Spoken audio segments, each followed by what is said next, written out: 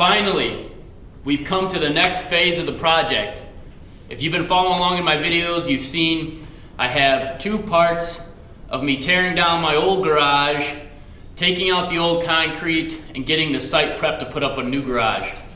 As you can see behind me, finally, there's walls up and the shell of a garage is done. This has been a long journey. Since last summer I've been looking at doing this. So what I figured I would do is just put a video up for you guys.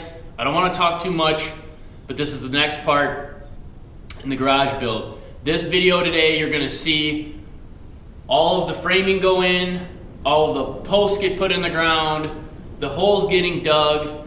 There's many reasons why I decided to not do this myself, but I'll just go over a few.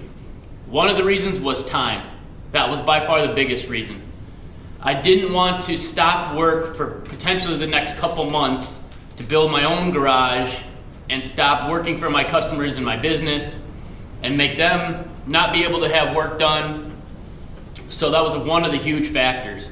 So with what it was going to cost for me to build it myself and what it was going to cost for somebody else to do it, for the price difference, I felt it was worth my time. There's still plenty of work that needs to be done in here, and I'm going to do a lot of it. I plan on putting out plenty of content for it, but the initial phase of the project, I wanted somebody else to do it. So when I originally thought I was going to do it myself, I was going to build a stick frame garage. So 2x6 walls, a truss roof, asphalt shingles, etc., etc. When I started looking into it and pricing everything out, and this just is based on the county that I live in, the amount of concrete I needed to put down for the size garage I wanted to build was going to be over double the cost of what I decided to build, which is a post frame building, or as some other people have seen it, they've heard it called a pole barn. So what I did was I found a builder that I was comfortable with, that I seen his projects personally. I thought he did great work, and I wanted to hire him and build the shell of this garage. So that's what I did. So there's a little difference in having a post frame building built versus building a stick frame garage. As you can see, the walls don't go up and down like a normal 2x4, 2x6 walls. They run this way.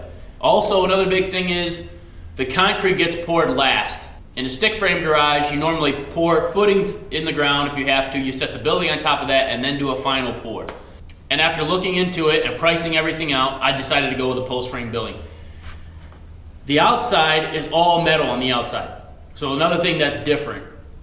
Most of the time, if you're going to build a stick frame garage, you're going to use vinyl siding, or, I mean, you can use any kind of siding that you end up finding or wanting to use, but vinyl siding's big, LP smart siding is getting huge, so that was one thing. That's what I was going to do, was use LP smart siding on all the walls and asphalt shingles on the roof. Having a metal building will be less maintenance, and today, the way they're put up, the way they're built, they're just as nice as a stick frame garage, in my opinion. I've seen enough of them. I've seen some from my builder, and they look really good on the outside. There's still plenty of work for me to do on this garage, even though I didn't build the shell of it. There's insulation that has to be put in, walls have to be put up, concrete has to get poured. All those are plenty of things to keep me busy after having the initial shell put up. Those are a few reasons why I decided to not do it myself. If you got any other questions, feel free, drop them in the comment section below. I'll answer any questions that I can. I believe this is the third part of the video, so you're gonna get to see the holes getting dug, posts going in the ground, and all the framing get put up. Sit back, enjoy the video, subscribe to my channel, give me a thumbs up, hit that bell for notifications on the future videos, because I'm gonna have plenty of content coming out after we do this video.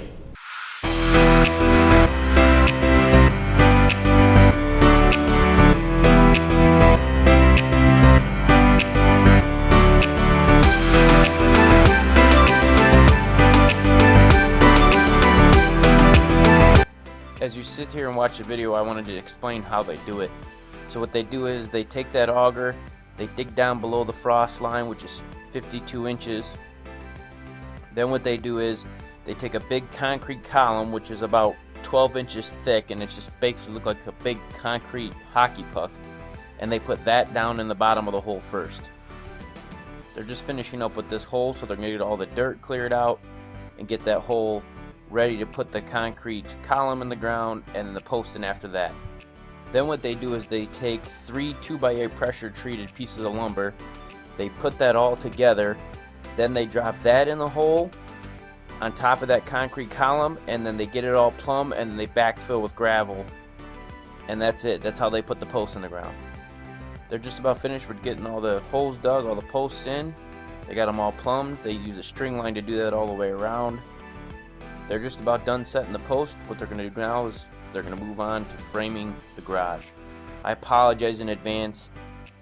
Part of the reason why I had somebody else build it is so I could work on my customers' projects, which that's what I was doing that day. The GoPro failed me, the batteries died, it was cold that day, they didn't last. I hit record, came back, and it didn't get any of this. But I can at least try to explain it the best I can. The first thing they do is they put that bottom board is pressure treated, so they put that all the way around, and then they start working their way up on the frame. In this clip coming up, you'll see how the 2x6s are horizontal, and I'll give you kind of a close-up shot. I wanted to try to do the best I could to give you guys as many angles of the garage so you can kind of get an idea of the layout, what it looks like, the shape of it. You'll see those 2 posts that don't have anything attached. That's going to be an overhang porch there also. So I wanted to give you guys a perspective on the size of it, which is about 1,500 square feet. In this next clip coming up, you'll see part of the front of it. That part will be 24 feet wide, and then right next to it where the red trailer is, there'll be another section that's 14 foot wide. So from the front it'll just look like an oversized 3-car garage. One last view for you guys of the garage in comparison to the house before we move on to the truss part of it. Now what you'll see is all the trusses laid out. They're laid out 8 foot on center, and then the purlins are running on the top of that. That's pretty much it. The garage is framed. Like I said, it took them about a day. Couldn't believe it when I got home that it was just about up and ready to have steel put on. It was amazing. Here's just one last shot here of the trusses. Hopefully you guys got a better idea of how a post frame goes up. We're getting ready to get to the end of the video. Thanks for watching, and stay tuned for the next part in the series.